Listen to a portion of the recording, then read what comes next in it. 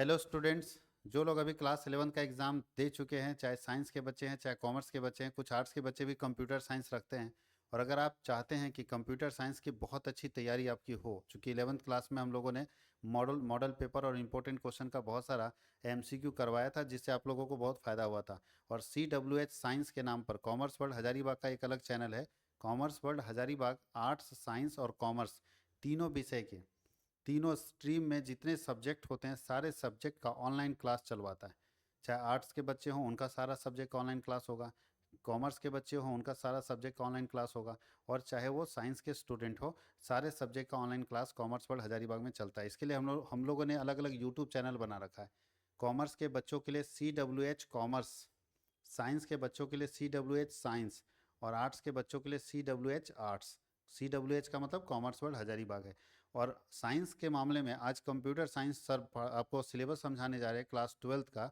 और देखिए कि क्लास 12th में आपको कंप्यूटर साइंस में क्या पढ़ना है। और आप अगर किसी भी सब्जेक्ट के लिए जुड़ना चाहते हैं, खास करके कंप्यूटर साइंस आज के समय में मैक्सिमम स्टूडेंट का होता है। और कंप्यूटर साइंस वो उनके लिए नेसेसरी पेपर, जो कंपलसरी पेपर है वो नहीं है, ऑप्शनल पेपर है। तो ऑप्शनल पेपर होने के नाते बहुत सारे बच्चे इस पे ज़्यादा पैसा खर्च करना नहीं चाहते हैं। तो आपको बहुत ही मिनिमम फी में पूरे साल भर का कोर्स 1130 रुपये में अगर आप सिंगल पेपर खरीदेंगे तो, और अगर कॉम्बो खरीदेंगे, सारे सब्जेक्ट खरीदेंगे, तो 1025 रुपये में आपको सारे सब्जेक्ट का जो है कंप्लीट एक पैकेज मिलेगा। और अगर सिंगल पेपर आप कंप्यूटर साइंस अकेले खरीदते हैं, ये सिंगल सिंगल पेपर खरीदते हैं, तो 1130 रुपये में पूरे साल भर का कोर्स आपको मिल जाएगा। जिसमें आपको लाइव क्लास मिलेगा, लाइव क्लास का रिकॉर्डेड वीडियो मिलेगा, PDF नोट्स मिलेगा, साथ ही साथ हम लोग अपना मॉडल क्वेश्चन पेपर बनाते हैं, उसका क्वेश्चन आंसर भी मिलेगा, उसका वीडियो भी मिलेगा, टेस्ट की सुविधा भी मिलेगी, प्रीवियस ईयर क्वेश्चन का सॉल्यूशन भी मिलेगा। ये सारी सुविधाएं आपको मेरे एप्लीकेशन पे मिलेगी। कॉमर्स वर्ल्ड हजारीबाग के नाम से एप्लीकेशन है, जो अभी प्ले स्टोर में अवेलेबल है। और अगर किन्हीं को वहाँ नहीं मिलता है तो वो बच्चे मेरे नंबर पर, मेरे व्हाट्सअप नंबर पर हाई लिखेंगे तो सबसे पहले बहुत सारा लिंक जाएगा, उसमें से एप्लीकेशन लिंक सबसे ऊपर रहता है। तो उस एप्लीकेशन लिंक को क्लिक करके आप वहाँ से इंस्टॉल कर सकते हैं। अगर आपको गूगल प्ले स्टोर में नहीं मिलता है या किसी तरह की परेशानी होती है, मेरा नंबर कहाँ मिलेगा, तो हर वीडियो के डिस्क्रिप्शन में जाइएगा तो मेरा नंबर डाला हुआ है, और आपको वहाँ मेरा कॉन्टैक्ट नंबर मिल जाएगा। और नहीं अगर मिलता है तो आप कमेंट सेक्शन में लिखेंगे, मैं अपना नंबर दे दूंगा ताकि आप मेरे से कांटेक्ट कर पाएँ। तो आज सर आपको बताने जा रहे हैं कंप्यूटर साइंस क्लास 12 का क्या सिलेबस है, क्या पढ़ना है और क्या स्ट्रेटजी है, कैसे स्ट्रेटजी बनाएं कि कंप्यूटर साइंस ऐसे सब्जेक्ट में ज़्यादा से ज़्यादा मार्क्स ला सके। और बहुत ही बेहतरीन सब्जेक्ट है सारे बच्चों के लिए। ऑनलाइन ऑनलाइन क्यों करें, ऑफलाइन क्यों ना करे, या ऑफलाइन से ऑनलाइन बेटर क्यों है, इसको लेके मैं आपको थोड़ा दो बात बता देता हूँ। मैक्सिमम बच्चे अगर पूछा जाए ना, तो बहुत सारे ऐसे बच्चे हैं जो, अगर 100-1000 बच्चे का हम सर्वे करें तो 1000 बच्चे में से कोई ऐसा बच्चा नहीं जो 100% अटेंडेंस रहता है, 100% प्रेजेंस रहता है एकदम उसका क्लास में, ऐसा नहीं है। कुछ ना कुछ क्लास छूट ही जाता है। अब अगर एक बार मान लिया 5-7 दिन के लिए क्लास छूट जाता है, तो आपको मैनेज करने का ऑप्शन नहीं मिल पाता है ऑफलाइन में। जबकि यहाँ पे आपके पास रिकॉर्डेड फॉर्म में वीडियो है, तो उसको दोबारा देखिए, तीसरी बार देखिए, चौथी बार देखिए, कोई दिक्कत नहीं है। आप उसको 2-3 बार देखेंगे, खुद कॉन्सेप्ट यानी टीचर की बात को आप एक ही बार सुनते हैं ऑफलाइन में। ऑनलाइन में आप जब चाहें तब सुन सकते हैं। ऑफलाइन में टीचर सिर्फ 1 घंटा आपके लिए अवेलेबल है, ऑनलाइन में आपके लिए टीचर 24 घंटे अवेलेबल है। अगर कोई बच्चा रात में 2 बजे पढ़ रहा है ना, उसको डाउट हुआ ना किसी में, तो तुरंत जाके वीडियो खोलता है और देख लेता है। ये फैसिलिटी जो है ऑनलाइन में ऑफलाइन से ज़्यादा बेटर है। और जो ऑनलाइन में लोगों को प्रेरित कर रहा है, ऑनलाइन में बच्चे अब जो आ रहे हैं इसी के कारण। और हम लोग चाहते हैं कि पूरे झारखंड, पूरे बिहार में जितने कंप्यूटर साइंस के सिलेबस हैं स्टेट बोर्ड के, वो सारे बच्चे हमारे साथ जुड़े और उसका फ़ायदा उठा सकें। अब सर से आप सुनिए इनके कि सिलेबस क्या है कंप्यूटर साइंस का और कैसे इसको इसकी तैयारी करनी चाहिए, सर आपको बताएंगे, please. Thank you sir. Hello student, हम लोग इस लेक्चर में कंप्यूटर साइंस का सलेबस देखेंगे, डिटेल में देखेंगे कि इसका सलेबस क्या है, एग्ज़ाम का पैटर्न क्या होगा, किस तरीके से क्वेश्चंस पूछा जाएगा। ठीक है, और आप लोग इसको अच्छे से समझिएगा। आपको अगर सलेबस पता है तो आप जो है किस तरीके से तैयारी करोगे, कौन सा चैप्टर में कितने मार्क्स का क्वेश्चन आता है, ये आपका पूरा ओवरव्यू रहेगा। तो आप एग्जाम के टाइम में उस चैप्टर पे ज़्यादा फोकस करोगे। ठीक है, तो हम लोग समझते हैं कि सिलेबस क्या है कंप्यूटर साइंस का। ठीक है, देखोगे ये कंप्यूटर साइंस का बेसिक सिलेबस है, जो मेन सिलेबस यूनिट वाइज ये दिया हुआ है। आपको हम चैप्टर वाइज भी बताएंगे कि चैप्टर वाइज इसका सिलेबस क्या होगा। ठीक है। तो देखोगे यूनिट वाइज सिलेबस में इसमें जो फर्स्ट यूनिट हम लोग पढ़ेंगे वो ये पढ़ेंगे object oriented programming in C plus plus, मतलब मेनली जानो तो ये सी प्लस प्लस है, इसको पढ़ना है। ठीक है। और सी प्लस प्लस से एक ही यूनिट से आपके एग्जाम में जो क्वेश्चन आते हैं वो 30 मार्क्स के क्वेश्चन आते हैं सी प्लस प्लस। ठीक है, 30 मार्क्स। और 16 मार्क्स जो है आपका वो प्रैक्टिकल है। तो अगर दोनों को हम लोग ऐड कर दे तो कितना हो जाएगा 46 मार्क्स का क्वेश्चन आता है आपके एग्जाम में। तो इसमें आपको मेन फोकस करना है 30 मार्क्स पे, क्योंकि आपको एग्जाम इसी का देना है। ये तो आपको स्कूल और कॉलेज से मिल जाएंगे, वहां पे आप प्रैक्टिकल देंगे तो। ठीक है। नेक्स्ट यूनिट जो हम लोगों को पढ़ना है वो पढ़ना है डेटा स्ट्रक्चर। डेटा स्ट्रक्चर जो है वो इससे आपके एग्जाम में 14 मार्क्स का क्वेश्चन आता है और 10 मार्क्स का प्रैक्टिकल है। तो 14 प्लस 10, ठीक है, ये कितना हो गया 24 मार्क्स। 24 मार्क्स का आता है इसमें जो आपका टोटल मार्क्स है। तो आपको मेन फोकस जो इस पे करना है वो थ्योरी वाले मार्क्स पे फोकस करना है, क्योंकि आपको इसी का एग्जाम देना है। ठीक है। नेक्स्ट हम लोग डेटाबेस कॉन्सेप्ट्स एंड एसक्यूएल पढ़ेंगे। इससे आपके एग्जाम में 10 मार्क्स का क्वेश्चन आता है और 4 मार्क्स का प्रैक्टिकल आता है। तो दोनों को ऐड कर देंगे तो कितना हो जाएगा 14 मार्क्स। तो आपको 10 मार्क्स पे फोकस करना है ज्यादा। ठीक है। बुलियन अलजेब्रा है, बुलियन अलजेब्रा इससे 8 मार्क्स का क्वेश्चन आता है और 8 मार्क्स का प्रैक्टिकल है। 8 मार्क्स टोटल हो गया। प्रैक्टिकल इसका 0 है, प्रैक्टिकल इसमें नहीं है, इस यूनिट में प्रैक्टिकल नहीं है, तो प्रैक्टिकल में मार्क्स भी नहीं आता है। ठीक है। तो आपको थ्योरी में 8 मार्क्स आएगा। उसके बाद है networking and open source software, ये लास्ट यूनिट है। ठीक है। तो इससे आपके एग्जाम में 8 मार्क्स का क्वेश्चन आता है और 0 मार्क्स प्रैक्टिकल, तो टोटल 8 मार्क्स हो गया। अब आप एक चीज नोटिस करो, ये पूरा मार्क्स को अगर जोड़ोगे तो ये हो जाएगा 70, इस कॉलम को, थ्योरी वाले कॉलम को। और प्रैक्टिकल वाले कॉलम को अगर आप ऐड करते हो तो इसका हो जाएगा 30। अगर दोनों को हम लोग ऐड कर दे तो कितना हो जाएगा 100 मार्क्स। ये 100 मार्क्स का क्वेश्चन इससे आता है। समझ में आ गया? तो इसका ये बेसिक सिलेबस है, मेन सिलेबस है। अब हम लोग को ये देखना है, देखो इसमें क्या है कि आपको सी प्लस प्लस पे ज्यादा फोकस करना है, क्योंकि सी प्लस प्लस से ज्यादा मार्क्स का क्वेश्चन आता है। आपको दिख रहा है कि इससे 30 मार्क्स का क्वेश्चन आ रहा है, देख लो। लेकिन 30 मार्क्स का आ रहा है तो इसमें चैप्टर्स बहुत सारे पढ़ने हैं, क्योंकि देखो यूनिट के अंदर चैप्टर्स होते हैं और उस चैप्टर्स को हम लोग पढ़ेंगे तब हमारा 30 मार्क्स कवर होगा। तो कंप्यूटर साइंस में जो टोटल नंबर ऑफ चैप्टर्स हैं वो 14 है। 14 चैप्टर हम लोग को पढ़ना है। 14 में आपका जो 8 चैप्टर है, 8 चैप्टर वो है आपका object oriented programming C plus plus से। ये 8 चैप्टर्स इसमें पढ़ना है इसमें। और डेटा स्ट्रक्चर में आपको 2 चैप्टर पढ़ना है। एसक्यूएल में आपको 2 चैप्टर पढ़ना है, इसमें 1 चैप्टर पढ़ना है और इसमें 1 चैप्टर पढ़ना है। तो देखो 8 और 2 10, ये दोनों 10 चैप्टर है। ठीक है। 8 2 10, ये 8 तक मिलेगा। 9 और 10 इसमें मिलेगा आपको, इसमें 2 मिलेगा। 11 और 12 13 14, टोटल 14 चैप्टर पढ़ना है। तो हम लोग इसमें समझेंगे कि जो हम लोग का सी प्लस प्लस में जो चैप्टर पढ़ना है वो कितना चैप्टर पढ़ना है और उसका नाम क्या क्या है। समझ में आया? एक्चुअली ये मेरा इस सेशन का फर्स्ट लेक्चर है, इससे पहले तो हम लोगों ने खत्म कर चुका है। तो अब आपके जो क्लासेस होंगे वो लाइव क्लासेस होंगे, और यहाँ पे दोनों मोड में क्लासेस होते हैं, ऑनलाइन भी होते हैं और ऑफलाइन भी होते हैं। आपको जिस मोड में भी ज्वाइन करना है आप क्लासेस को ज्वाइन कर सकते हो। ये मेरा फर्स्ट लेक्चर है आज का। सिर्फ आपको इस लेक्चर में हम सिलेबस बता रहे हैं कि सिलेबस क्या है, किस पैटर्न में आपके एग्जाम्स में क्वेश्चंस आएंगे, ये आपको समझना है। समझ में आया? और इसको अगर आप समझ गए तो आपको पढ़ने में आसानी होगी। ठीक है। तो आप इसमें देखोगे, देखो हम लोग जो है इसका चैप्टर देखते हैं सी प्लस प्लस का, कि इसमें टोटल कितना चैप्टर पढ़ना है। देखो इसमें टोटल 8 चैप्टर्स पढ़ना है ऑब्जेक्ट ओरिएंटेड प्रोग्रामिंग में। थोड़ा सा इसको एग्जिट कर लेते हैं, देख लो।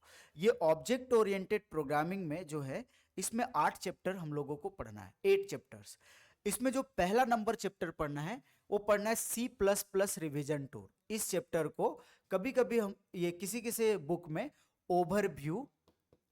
Overview of C plus plus भी इसको बोलते हैं। मतलब आपने 11th में सी प्लस प्लस में जितना पढ़ा है वो सारा कुछ आपको पढ़ना है चैप्टर 1 में।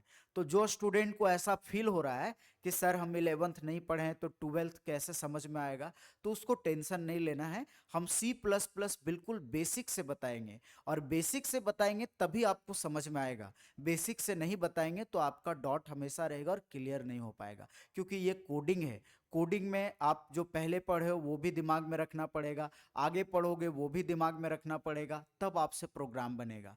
तो कोडिंग ही मेन है आपके कंप्यूटर साइंस में, कोडिंग पे ज़्यादा फोकस आपको करना है। ठीक है, तो देखो ये पहला चैप्टर पढ़ना है, ये बहुत इंपॉर्टेंट चैप्टर है। इससे MCQ बहुत आता है और सब्जेक्टिव क्वेश्चंस भी आते हैं। ठीक है, नेक्स्ट जो चैप्टर हम लोग पढ़ेंगे वो पढ़ेंगे ऑब्जेक्ट ओरिएंटेड प्रोग्रामिंग। इसको शॉर्ट में OOP बोलते हैं, ऑब्जेक्ट ओरिएंटेड प्रोग्रामिंग। ये है आपका चैप्टर नंबर 2। चैप्टर नंबर 3 पढ़ना है फंक्शन ओवरलोडिंग। 4 में पढ़ना है क्लासेस एंड ऑब्जेक्ट्स, और 5th में पढ़ना है कंस्ट्रक्टर्स एंड डिस्ट्रक्टर्स, और आपका 6 में पढ़ना है इनहेरिटेंस एक्सटेंडिंग क्लासेस, और 7 में पढ़ना है डेटा फाइल हैंडलिंग, और नेक्स्ट 8 लास्ट में पढ़ना है पॉइंटर्स। ये आपको चैप्टर नंबर यूनिट 1 का ये 8 चैप्टर हम लोग पढ़ेंगे। तब आपका कितना कंप्लीट होगा? 30 मार्क्स। इसे 30 मार्क्स का क्वेश्चन आएगा और ये आपका कंप्लीट होगा। इसमें आप समझोगे कि सबसे ज्यादा मार्क्स कौन कौन सा चैप्टर से आते हैं। तो देखो चैप्टर 1 से ज्यादा मार्क्स आएगा, और ये जो 3 चैप्टर है, ये 3 ये बहुत इंपॉर्टेंट है, इससे ज्यादा मार्क्स का क्वेश्चन आता है। ये 4 चैप्टर पे आपको ज्यादा फोकस करना है। क्वेश्चन तो सबसे रहता है, लेकिन जो ज्यादा मार्क्स का क्वेश्चन रहता है वो ये 4 चैप्टर से रखता है, 1 से, और ये 3 chapter classes and objects, constructors and destructors और इनहेरिटेंस। समझ में आया? ये 8 चैप्टर हम लोग पढ़ेंगे यूनिट नंबर 1 में। ठीक है, अब आप इसमें समझोगे कि यूनिट नंबर जो आपका है यूनिट, इसमें आप देखोगे, देखो ये आप इसमें कलर चेंज कर लेते हैं, थोड़ा इसका वाइट कलर ले लेते हैं बैकग्राउंड। देखो इसमें क्या है, हम लोग जो इसमें पढ़ने वाले हैं,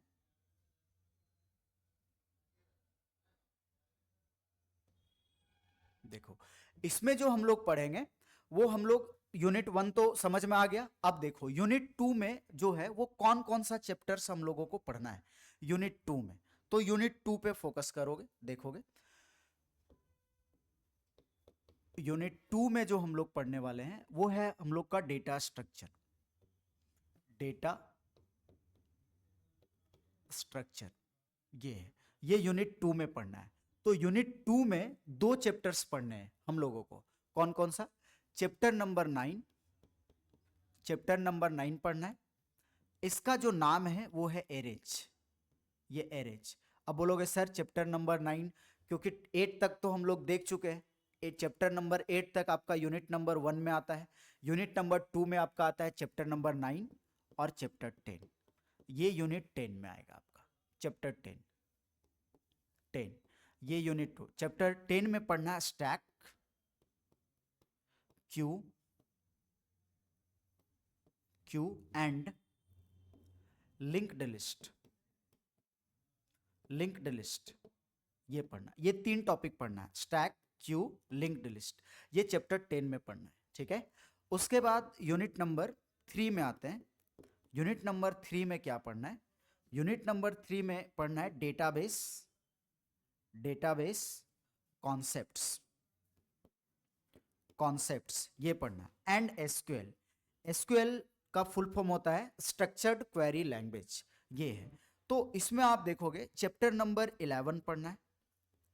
11 जो है आपका, इसमें पढ़ना है डेटाबेस, डेटाबेस कॉन्सेप्ट्स, कॉन्सेप्ट्स। और चैप्टर नंबर 12 में पढ़ना है एसक्यूएल। इसका फुल फॉर्म होता है स्ट्रक्चर्ड क्वेरी लैंग्वेज, ये होता है स्ट्रक्चर्ड क्वेरी लैंग्वेज। ये इसमें 2 चैप्टर हम लोगों को पढ़ना है यूनिट नंबर 3 में। समझ में आया? तो टोटल 12 हो गया। अब बुलियन अलजेब्रा में चैप्टर नहीं है, यूनिट को ही चैप्टर बोला गया है, वो यूनिट है, उसी उसमें एक ही चैप्टर पढ़ना है जिसका नाम है बुलियन अलजेब्रा। और देखो ये चैप्टर नंबर 12 तक पढ़ चुके हैं। 13 में जो हम लोग पढ़ेंगे वो पढ़ेंगे बुलियन अलजेब्रा, ये पढ़ेंगे, ठीक है, अलजेब्रा। और चैप्टर नंबर 14 में जो हम लोग को पढ़ना है, चैप्टर नंबर 14, ठीक है, इसमें आप देखोगे इधर इधर इधर इधर, चलो चैप्टर नंबर 14 में जो हम लोगों को पढ़ना है वो आपको पता है 14 में है नेटवर्किंग, ये networking and open source software, ये पढ़ना है, ठीक है। ये चैप्टर नंबर 14, टोटल 14 चैप्टर पढ़ना है, ठीक है। उसमें आपका बहुत ऐसे चैप्टर हैं जिससे लॉन्ग क्वेश्चंस आते हैं। ये पूरा यूनिट, पूरा चैप्टर आपका क्लियर हो गया, आप इसको लिख भी सकते हो। और इससे पहले वाले में जो आपको बताए, अब देखो इसमें हम लोग चैप्टर वाइज पढ़ लिए। अब हम लोग इसका पैटर्न देखेंगे कि इसमें जो आपके एग्जाम्स में क्वेश्चंस आएंगे वो किस पैटर्न में क्वेश्चन आएंगे, कितने कितने मार्क्स के क्वेश्चन रहेंगे, ये हम लोग को समझना है। देखो आपके एग्जाम में जो क्वेश्चन आएंगे वो 2 पार्ट में रहेंगे क्वेश्चन। एक आपका होगा पार्ट ए। पार्ट ए में जो है आपका एमसीक्यू क्वेश्चन रहेगा, मल्टीपल चॉइस क्वेश्चन। ये जो क्वेश्चन इसमें जो है वो 25 मार्क्स का क्वेश्चन पूछा जाएगा, 25 मार्क्स का, मतलब 25 क्वेश्चंस रहेंगे एमसीक्यू। तो मार्क्स कितना हो गया बताओ, मार्क्स जो है इसका वो 25 हो जाएगा। जितना नंबर ऑफ क्वेश्चंस रहेगा एमसीक्यू में उतना मार्क्स हो जाएगा, ठीक है। उसके बाद आपका पार्ट बी रहेगा। पार्ट बी में जो है आपके पार्ट बी के अंदर 3 ग्रुप रहेंगे। एक आपका रहेगा ग्रुप ए। ग्रुप ए में जो है आपके एग्जाम में नंबर ऑफ क्वेश्चंस जो रहेंगे, ये इसमें very very short answer type question रहेगा, very very short answer type questions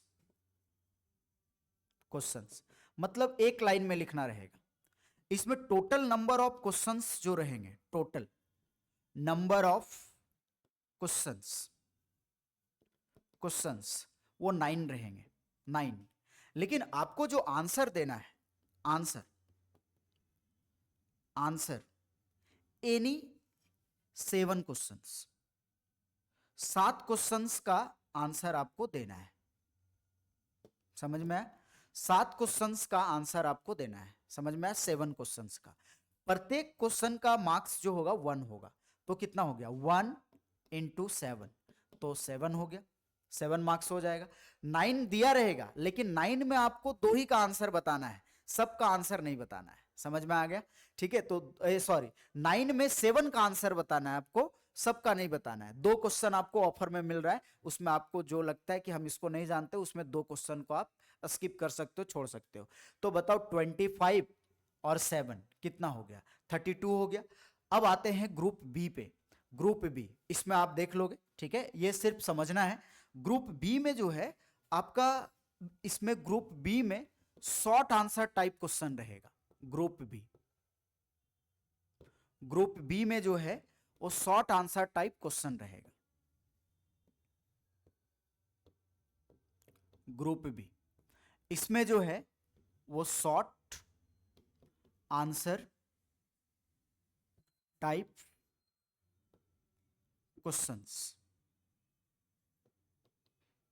questions ये रहेगा।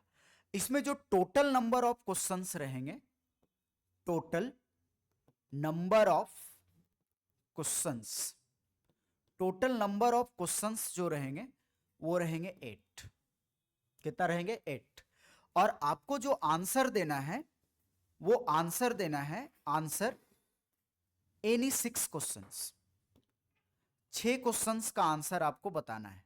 तो 2 क्वेश्चन तो ऑफर में आपको मिल रहा है 3 मार्क्स वाले में। अब बताओ इसमें जो है 6 को बताना है, तो और प्रत्येक क्वेश्चन का जो मार्क्स है वो 3 रहेगा। तो 6 × कितना हो गया, 3, तो 18 मार्क्स, 18 नंबर का आएगा। तो उसमें 25 एमसीक्यू और 7 very very short answer type question, तो 32 हुआ उधर और 18 इधर, तो कितना हो गया, 50 हो गया। अब आता है आपका ग्रुप सी में लॉन्ग क्वेश्चन आता है। ग्रुप सी, इसमें लॉन्ग क्वेश्चन आता है। लॉन्ग क्वेश्चन जो है वो टोटल नंबर ऑफ क्वेश्चंस जो रहेंगे, टोटल नंबर ऑफ क्वेश्चंस ये आपके 6 रहेंगे, 6, ठीक है। और आपको जो आंसर करना है वो करना है आंसर एनी 4 क्वेश्चंस, 4 क्वेश्चंस का आंसर आपको बताना है, ठीक है। और प्रत्येक क्वेश्चन का जो मार्क्स रहेगा वो 5 मार्क्स रहेगा, तो 5 इंटू 4 20।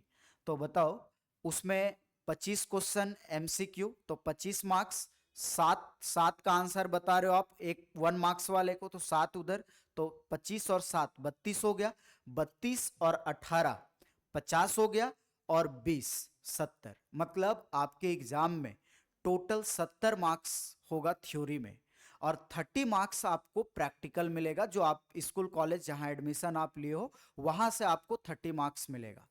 इसमें बहुत स्टूडेंट को ये लगता है कि 70 और 30 मिला दे तो 100 हो गया, 100 में तो हमको 33% लाना है, मतलब 33 मार्क्स लाना है। तो ये लगता है, इसका मतलब ये है कि प्रैक्टिकल में हमारा अगर स्कूल से 30 में 30 मिल गया और इधर थ्योरी में 3 मार्क्स भी लाते तो 33 हो जाएगा, लेकिन ये रूल नहीं है, ठीक है। ये आप गलत, अगर ऐसा लगता है तो ऐसा नहीं है। 70 का 33% 23 मार्क्स होता है। अगर आपके थ्योरी में 70 मार्क्स का है तो उसमें आपको पासिंग मार्क्स 23 लाना है।